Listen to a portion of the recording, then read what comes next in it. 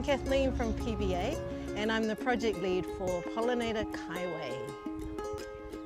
The project came out of hearing about pollinators, and we've all heard about bees, but then I started learning from other beautiful groups that there's more than bees.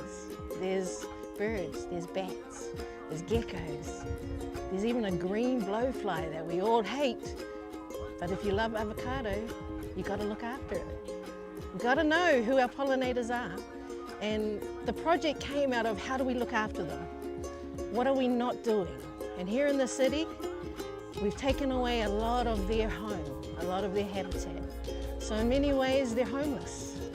So we need to give them homes. We need to give them shelter. We need to give them kai, the right kai. And we need to give them water. So Polynator Kaiways started as a, how do we do this? How do we as a community look after the pollinators? For without them, we'd have no kai. So we desperately need them, more than they need us. But this is the little that we can do. So we got a beautiful blessing, a grant from Foundation North, and it was able to help develop this idea, a dream of how do we write a program that we can take to schools, to churches, to look at their spaces, their fence lines, and going, what can we do for pollinators here? When we live in a city and there's so little space and everyone's living right next door to each other, how do we look after our pollinators? Who's got the biggest space? Well, it's schools. So we worked on a program, developed a program to reach out to schools. So we went to Pūnui School, we went to Flatbush Primary. They were close to us, we were based in Boundary, and it was received with open arms, just that whole conversation, but then also the education of learning who pollinators are and what can we do. So lots of learning, lots of learning.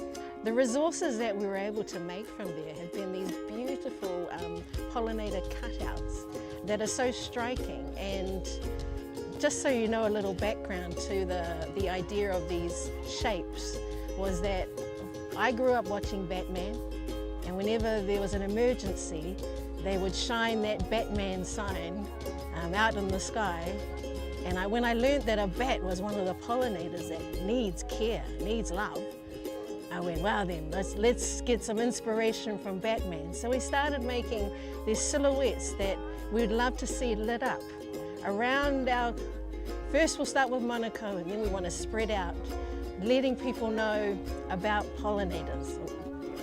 So from these resources, we were able to make a roadshow kit so that we can turn up at events, and we did a massive presentation at Polyfest, where so many schools got to see and learn about pollinators and what we can do.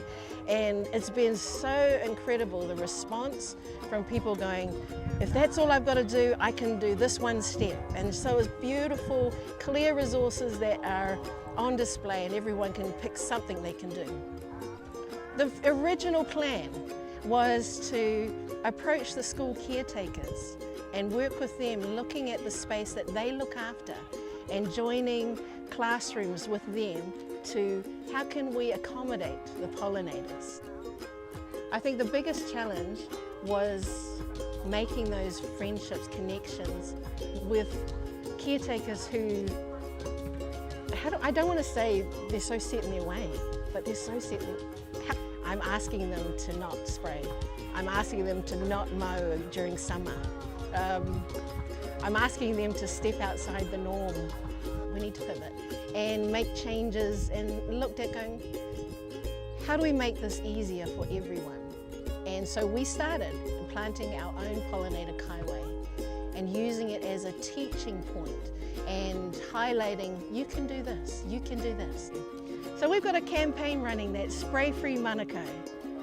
We've got a QR code that you can opt out of the spray that happens on the outside of your houses, but we are starting at home. At Boundary Place in Otara, we've got a spray-free zone. Come and learn from us how we look after our place.